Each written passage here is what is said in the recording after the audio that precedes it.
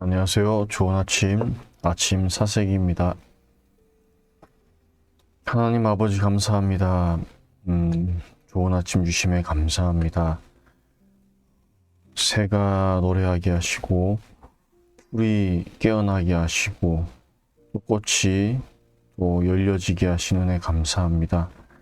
우리의 아침이 그러한 하나님의 섬세하심과 신실하심을 깨닫는 아침 되게 하시고 그러한 은혜와 사랑을 통해서 오늘 하루도 힘을 얻는 시간 되게 하소서. 감사드리며 예수님 이름으로 기도합니다. 아멘. 오늘 잠언 14장 20절로 25절까지 말씀입니다. 잠언 14장 20절로 25절까지 말씀. 가난한 자는 이웃에게도 미움을 받게 되나 부유한 자는 친구가 많으니라. 이웃을 업신여기는 자는 죄를 범하는 자요 빈곤한 자를 불쌍히 여기는 자는 복이 있는 자니라.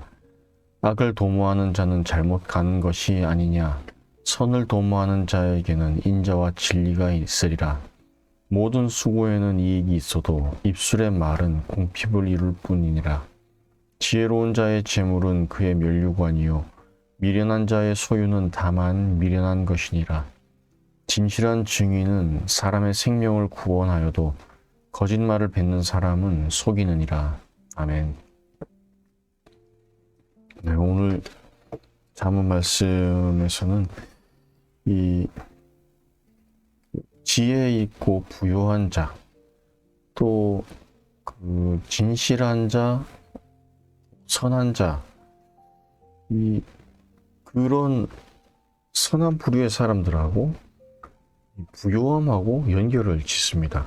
이게 굉장히 좀 위험할 수 있는데, 뭐, 그, 지혜 있고, 뭐, 믿음 있고, 그런 사람들의 부류가 다 부유하다, 뭐, 이렇게 생각할 수 있는데, 그렇다기보단 여기에서, 계속 이야기하는 지혜 있는 자, 부유한 자는, 우리가 이 지혜의 말씀에서 믿음 있는 자하고 같이 연결 지어서 생각을 할 필요가 있다는 거죠.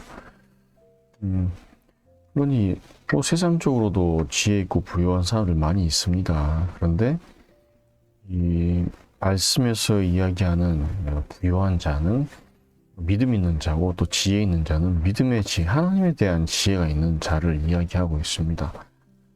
그런 사람들에게 주어지는 것이 물론 당연히 뭐 이 세상을 살아가면서 믿음 없는 자보다는 믿음 있는 사람이 부유해질 수 있죠. 왜냐하면 믿음이 없다는 것은 본인이 나아가는 길과 어떤 그 시간이나 계획에 대한 믿음이 없는 것입니다. 그런 사람이 무엇을 이루어 갈 수 있냐는 거예요. 그러니까 앞에 있는 다가오는 시간이나 계획에 대한 믿음이 없는 사람이 어떤 일을 해낼 수 있냐는 거예요. 단지 그런 믿음이 없는 사람들이 할 수 있는 것이라고는 뒤를 바라보면서 뒤에 그 벌어진 일들, 지나온 시간들, 경험했던 것들에 대한 후회와 원망과 좌절뿐이라는 거죠. 그런 사람들이 어떤 걸 이루어낼 수 있냐는 거예요. 믿음이 없이는 반성도 있을 수 없습니다. 그렇기 때문에 믿음 있는 자가 당연히 지혜 있는 자이고 그런 자가 부유함을 누릴 수밖에 없는 겁니다. 그런데 그 믿음이 결국에는 하나님을 발견하는 믿음까지 나아가야 되는데 그냥 내가 이루었다라고 끝나버리니까 그 지혜가 이제 한계가 미리 오는 거죠. 아무리 세상에서 뭐 최고의 부자고 뭐 그렇다고 해도 하나님에 대한 믿음까지 그 자리까지 나가지 못하는 그저 자신의 어떤 사업의 계획에 대한 믿음이나 능력과 어떤 자본에 대한 믿음 그 선에서 멈춰 버린다면은 하나님의 나라를 소유할 수 없는 가난한 사람입니다. 그래서 오늘 아침에 이 믿음 있는 것, 이 지혜 있다는 것, 부를 가지고 있다는 것, 이 믿음 있는 것과 연결되어져야만 어떻게 되느냐? 그런 이제 지혜 있는 자, 뭐 부유한 자를 믿음 있는 자라고 생각을 하고 이 말씀을 보게 되면은 그런 지혜와 믿음은 자기만을 살리는 것이 아니라 이웃과 그 공동체를 살리고 생기 넘치게 합니다. 즉 그러한 마음, 그러한 관점으로 세상을 바라봐야만 가난한 자들, 그 이웃들을 섬기고 살려낼 수 있는 능력이 거기에서부터 발생된다는 겁니다. 이건 복지의 개념을 넘어서는 거예요. 사람들이 가난을 추구하는 사람은 없습니다. 그 뇌과학적으로 또 생물학적으로 가난을 절대 추구할 수 없어요. 그러니 사람들 중에서 나는 뭐 부가 싫다, 뭐 나는 청빈을 위해서 뭐 그런 그 말을 하는 사람은 일단 사기꾼입니다. 부요함이라는 것은 모든 생명이 추구하는 생명의 그 지향점이에요. 내가 더 이렇게 먹고 이 비만이라는 게 이런 메커니즘이 그렇잖아요. 축적시키잖아요. 자꾸 살아남기 위해서. 근데 우리가 이 핸들링할 수 있는 메커니즘을 넘어서는 그 공급을 계속 하다 보니까 이게 비만이 되는 거죠. 예. 너무 공급을 많이 하는가 봅니다. 아무튼 그런 우리가 그 본질적으로 부유함을 추구하고 있는 것이 왜 그러냐면 생명을 이렇게 살려내야 하고 살아가야 하는 것이고, 그런데 사기꾼들은 뭐 가난을 추구하라 그러고 뭐 다 뭐 갖다 바치라 그러고 쥐가 먼저 바치지. 근데 다 사기꾼들이라는 거예요. 정말 바치는 사람들, 정말 진짜 어떤 뭐 100에 한둘, 뭐 1000에 한둘 정도는 그럴 수 있겠죠. 그런 사람이 뭐 진짜 막 그건 병일 수 있습니다. 뭐 거식증처럼 막 거부하고 받아들이지 않고. 근데 그것을 추구하라는 게 아니라는 거죠. 가난이라는 것은 우리가 추구할 대상이 아닙니다. 가난은 생겨날 수 있는 상황이고, 그런 발생할 수 있는 그런 형편인 거예요. 왜냐하면 그 사람마다 아니면 있는 곳마다 어떤 환경마다 다 차이가 있기 때문에 그 또 사람마다 또 가지고 있는 어떤 의지나 어떤 지적인 능력이나 이런 것들이 다 다르기 때문에 이걸 갖다 다 그냥 똑같이 만들어 버리자. 지금 그 페미니즘에 추구한 바가 그런 거 아닙니까? 남자랑 여자랑 똑같은데 왜 뭐 차등 그 폐를 하느냐, 폐이갭이 왜 생기느냐, 뭐 유리천장 깨라. 그게 너무 이런 너무 기본적인 것에 대해서도 그 무지함을 계속 견지하시는 것 같아요. 어찌됐든 다 다른 상황이기 때문에 어떤 사람들은 더 많은 것들을 누릴 수 있는 그런 능력이 갖춰지고 어떤 사람들은 어떤 상황들은 그렇지 못한 상황이 생기는 거죠. 그런데 왜 문제가 생기느냐? 이 많이 누리는 것들이 때로는 이쪽으로도 가야 되는 것들을 이쪽으로 흡수해 버립니다. 이렇게 서킹하죠. 막 빨아들이고 막 빼앗고 그렇게 해서 여기만 이렇게 살찌우는 상황이 되기 때문에 문제가 되는 거예요. 그런데 믿음의 지혜가 있는 사람들이 바로 서야 하는 이유가 여기에 있다는 겁니다. 이들이 바로 서서 이들이 그냥 놔둬도 줘도 어떤 상황에서도 가난할 수밖에 없는 그런 상황과 형편과 가지고 있는 그 재능적인 차이나 이런 것들이 발생한다는 거예요. 그런 상황에서 그러니까 이제 미국의 많은 보험주의 계열의 성도들이 그걸 하는 거예요. 그 지역을 위해서 도네이션이 어마어마하게 이루어지지 않습니까? 그게 뭐 세금을 뭐 이렇게 세탁하기 위해서 그런 차원이 아니에요. 우리나라는 참 그게 아직까지도 좀 미개한 수준인 것 같아요. 의식 수준이 거기 안 따른 도네이션이라는 사회적인 분위기와 의식이 이루어지지 않은 상태에서 자꾸 어떤 그런 문화적인 코드만 가져오는 거죠. 그러니까 이걸 자꾸 편법으로 오용하게 됩니다. 근데 거기엔 이미 오랜 세월 동안 그런 게 축적되어 오고 어떤 복음 위에 세워진 그런 마인드들이 이미 있다는 겁니다. 그러니까 그게 도네이션이나 그런 이제 갖추어진 그 노블리스 오블리제라는 것이 그런 문화나 어떤 그런 의식 수준이 갖춰졌기 때문에 가능해지는 거예요. 그래서 그게 그 공동체를 살리고 이웃에 대한 헌신이 되고, 그런데 그것이 뭐 난 뭐 이거밖에 안 주냐, 뭐 그렇게 뭐 돈 많으면은 빵을 2개만 줄 게 아니라 하루에 6개씩 줘야지, 이거밖에 안 줘, 이렇게 업신여기지 않는 또 분위기가 되는 거예요. 감사하고 또 하나님을 향한 기도가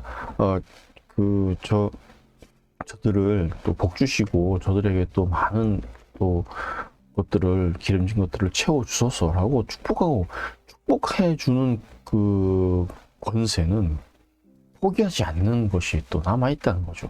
이런 그 관계나 모든 것들이 형성되었을 때 가능해지는 겁니다. 그게 믿음의 지혜에 있는 사람들, 믿음의 부요함에 있는 사람들의 그 커뮤니티고 공동체인 거예요. 가난하다고 믿음이 없는 게 아니라는 거죠. 가난하다고 반드시 무례해야 된다는 법도 없다는 겁니다. 나에게 뭔가 없다고 해서 함부로 해도 되는 건 아니라는 거예요. 그런데 이상하게 그렇게 지금의 분위기는 그렇게 되어 가고 있죠. 그게 참 안타깝습니다.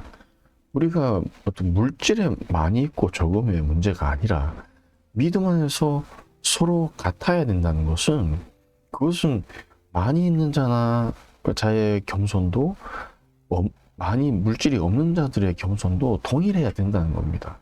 그러할 때에 그 누군가의 많이 가짐이 나의 시기심을 불러일으키지 않고, 누군가에게 내가 나누어줌이 나를 오만하게 만들지 않을 수 있다는 거예요. 그렇게 할 때에만 우리가 서로를 축복할 수 있는 공동체와 관계가 될 수 있다는 겁니다.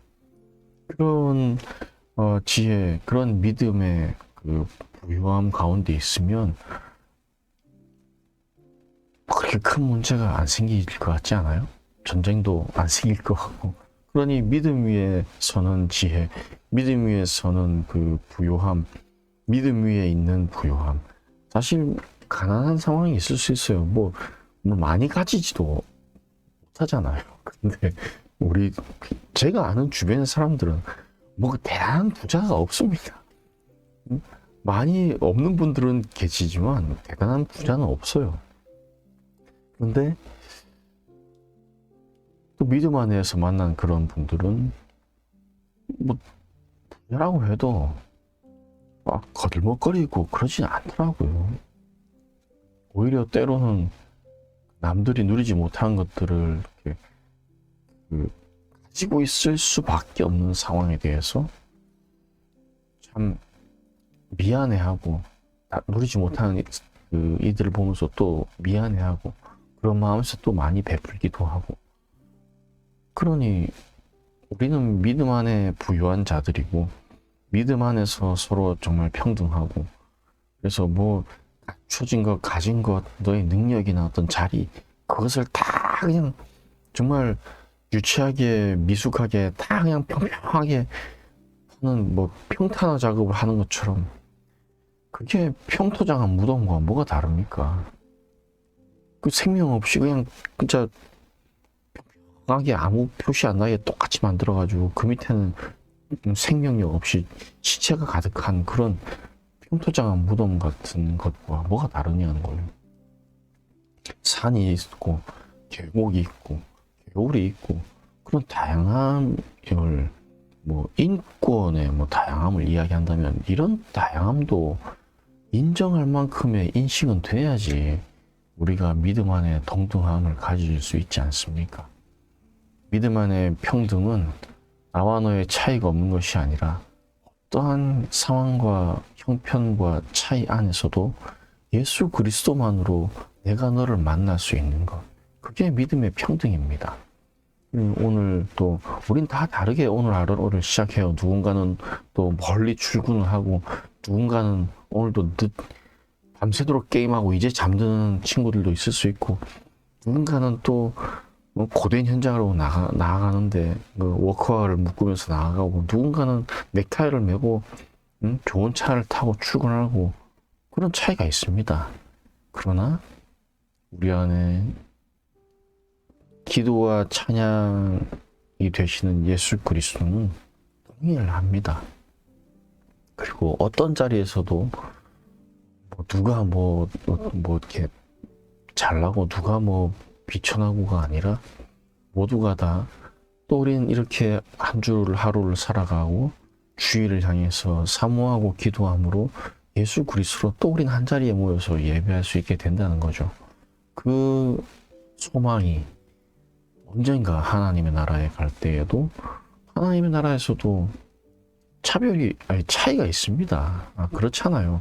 어제 우리 또 장로님 또 와서 말씀해 주셨는데, 하늘나라에서도 차이가 있습니다. 거처가 다르고 그 안에 또 넣을 것이 다르고, 우리가 각자 입어야 할 세마포 옷의 또 그 크기나 사이즈가 다를 수 있어요. 그러나 그게 결코 차별이 되지 않을 수 있는, 그게 인정되고 이해되고, 그게 또 감사할 수 있는 그 연습이 우리의 그 신앙인들의 삶에서도 훈련되고 이루어져 가길 간절히 바랍니다. 그런 풍성한 지혜와 믿음에 부요한 날이 되길 바라요. 하나님 아버지 감사합니다. 오늘 아침도 지혜로 열게 하시니 감사합니다. 오늘 있을 하나님의 은혜를 기대하며 나아갑니다. 남들이 알지 못하는 크고 풍성한 은혜로 우리 각 삶의 자리를 채우시고, 주님으로 인해서 기쁨이 넘치게 하여 주옵소서. 내가 받아들이지 못할 만큼의 어떤 세상적인 기준의 어떤 복을 구걸하지 말게 하시고, 하나님이 각자에게 주시는 충만한 은혜를 깨달아 알고 거기에서 감사함으로 서로를 또 축복할 수 있는 그런 복된 날 되게 하여 주소서. 건강으로 안전으로 지키실 간절히 바라며 예수님 이름으로 기도합니다. 아멘. 오늘도 화이팅!